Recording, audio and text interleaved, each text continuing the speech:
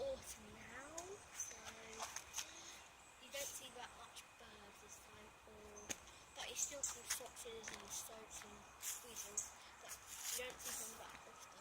But birds are different.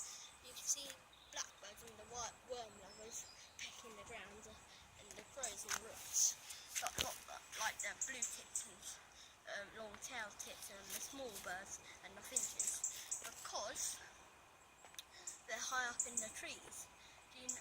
Well, I'll tell you what they're doing in the trees. They're saving their energy for, they're saving their energy for the winter to go to the bird tables and stuff.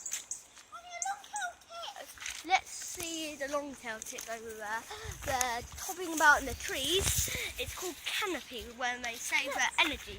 And look, right up. There's something right up in the tree. Did you see that little bird? Did you see that little bird fly over there? That's a long-tailed tit. It's saving its energy. That means canopy.